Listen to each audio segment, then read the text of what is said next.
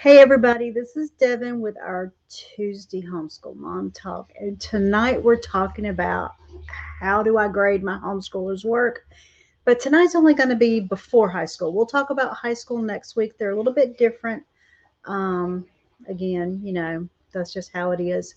I do things, I don't really grade before high school, but we're going to talk about grading and really assessing where your kids are.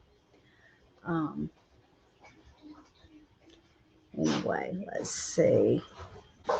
Here's our topic for tonight.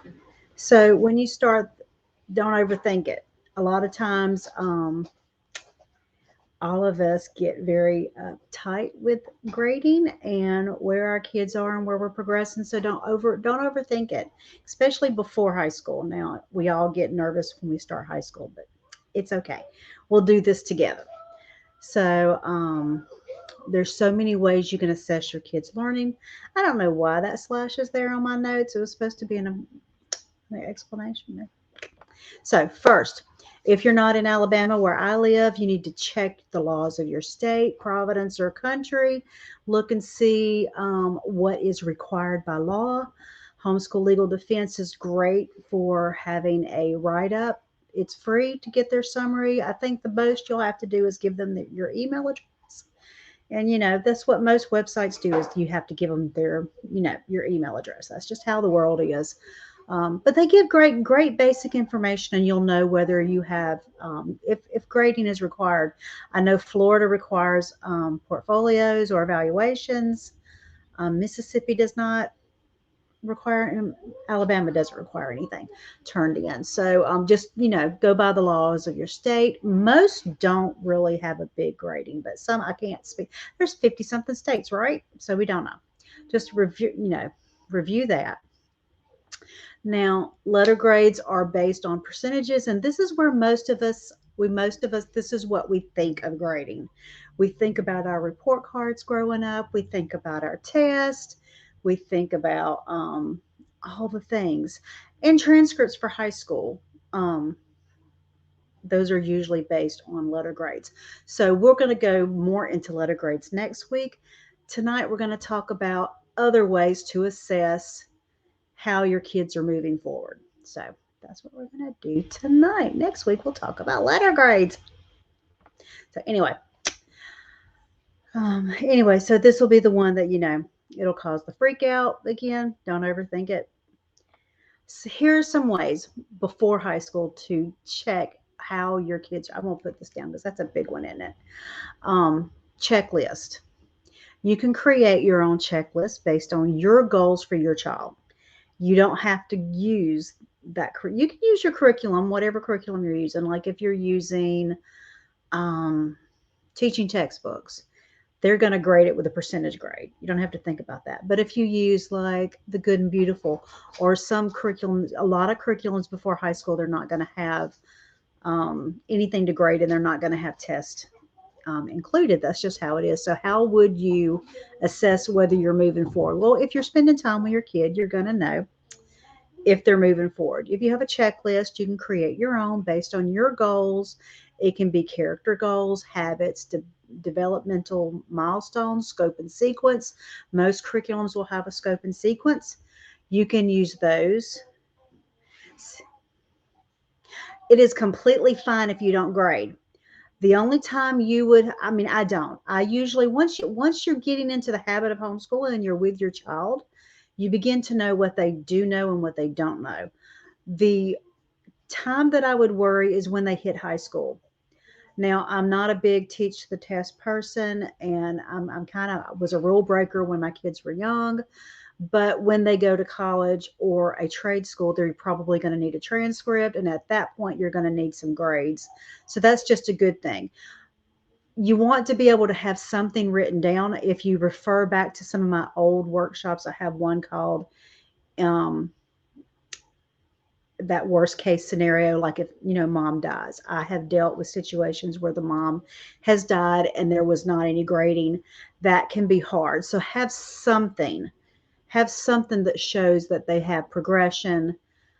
Even if you give them just A's for effort, or unsatisfactory, satisfactory, have something in case for that worst case scenario. When I was young, I never graded. I never thought about that. But in the last year with COVID, I've had several locally of the families that I work with. I've had them die, and it's hard. That's hard. If you have a question, ask a question I can answer. I like questions. So you can make your own checklist. World Book Typical Course of Study has great checklists for, it's not exactly a scope of sequence, but similar. They actually took school systems and states. They took state standards across the board, and that was their they kind of mushed it together where they covered everything. And so that's a way you can use that as a checklist. You can make your own. You can use developmental milestones. Like when my kids were little and I'd take them to the pediatrician, they would have like developmental milestones. They'd give us that big old question and say, have they done this? Have they done that? Have they done this? Have they done that? So you could have that. You can type it as satisfactory, unsatisfactory. That's one way to grade before high school. You could probably use that as grading after high school, but anything works. I mean, it works. So if you have a question, we have all day. I mean, I will wait for that question. Let's see. Another way to grade is Rubik's, where it's a scoring tool that lists criteria for projects. That could be, let's say you're doing an essay and you have essay points, things that you want. You taught your child to write an essay, and you're using that, and you're just checking off. Did they do this? Do they do that? That is another way to grade, which is very similar to doing a checklist. They just had another name when I was going and doing all my research. But it describes levels of quality. It could be kind of like you take that Walmart test and it says on a scale of 1 to 10, how did they handle this? That's what they're talking about. It's called a Rubik. So you can grade that way. Now, for me, um, I wouldn't use. I would like the check. I like the check. I used to when my kids were little. I would grade on attitude. How attitude? Do we use? Most of us use the internet or books. Is it best to use books over printed material? I have used both. It just really depends on the age of your child and what you like. I have five total. When they were little, I used books. But I mean, I started how many years ago? 18 years ago was before there was a lot of internet stuff and a lot of curriculum on the internet. Now my teens are online and my 6-year-old is not. So I use a mix. It really depends on what you like and what you want. Some kids do great online, some don't. Some I mean, there's a lot of great stuff out there, but for my younger kids before they're fluent reading, I definitely don't want them online for learning.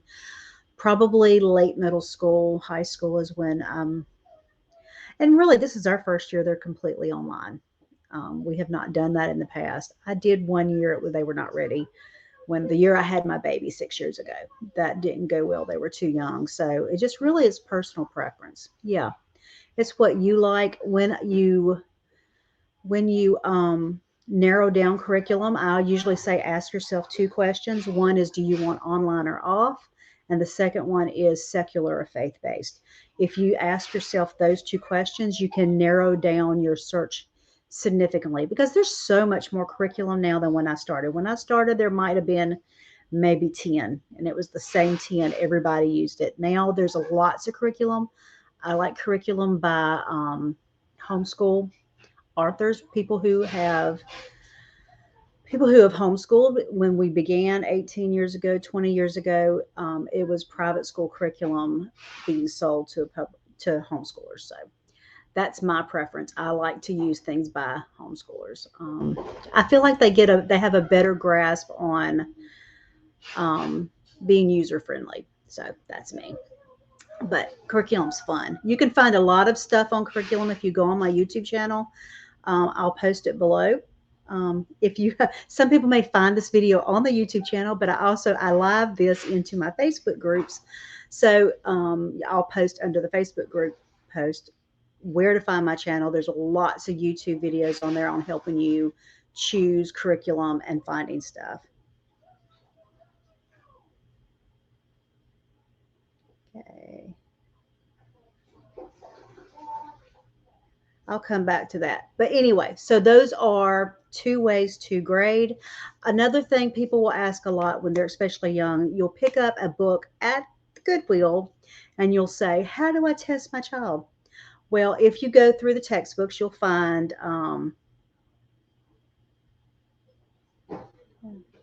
struggling. Yeah. And that's normal. It's normal to struggle, especially if it's new.